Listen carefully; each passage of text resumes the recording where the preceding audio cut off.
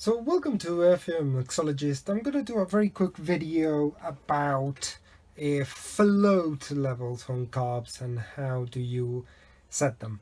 Now one important thing that you need to understand about this is our Weber DCOE top. I've got it the other way around, and this is a Dellorto DHLA one. I've got it the other way around. Is that the needle and seat assembly is two components basically. You've got the seat in here.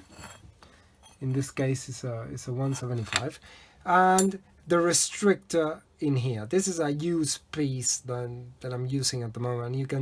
And you can always check that it's used because it has like a witness mark here where it's sat. And Weber and Dellorto carbs have this is sprung, you see, so there is a spring underneath the ball, and the same thing happens with a Dellorto carb. So you can see here that this is sprung, and the reason for, and that's where the trick comes with setting the float level on this sort of carbs. So let me just very quickly put this on.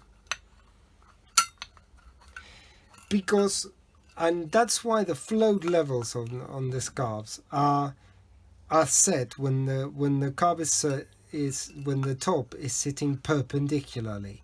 Why? Because what we want is the floats to be able to sit, but just to sit on top. You don't want to be forcing the spring.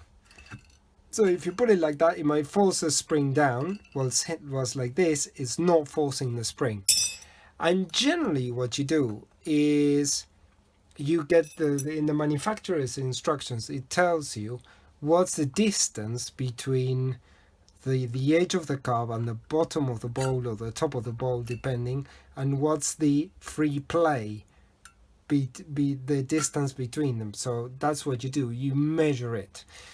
And again, with every carb you will have different float settings, but the key is always making sure that if your needle and seat assembly has like a little sprung bit at the top, that when you are setting the float levels, you are not springing that part. So it has to be kind of quite loose like there, and you measure the distance there. Obviously, if I was doing it for real, I would have the gasket on top, because now that the floats are in, it's impossible to put the gasket in this model. I didn't have a gasket handy, that's why I'm not doing it.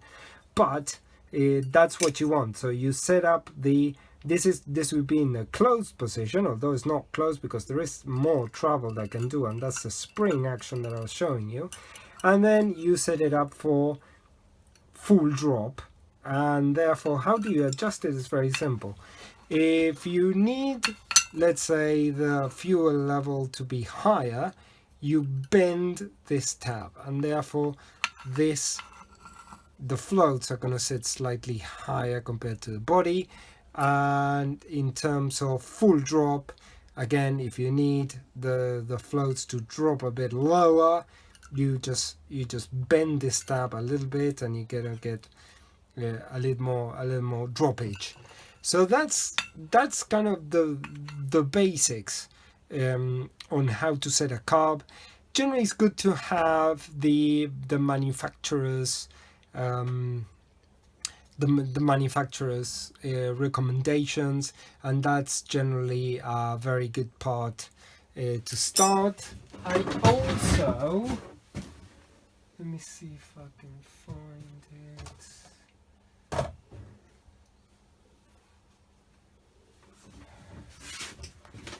Yes, so here it is. What I tend to do is I tend to use one of these calipers. So, for example, if the manufacturer says 15 mil, then you've got a good comparison here. Say it is 15 mil. Obviously this isn't, but this allows you to measure, and then full drop height, let's say, was I don't know, just 25, let's say, or 20. There you go. And therefore this would be more or less correct if assuming it was 20. So this is the tool that I generally use to measure.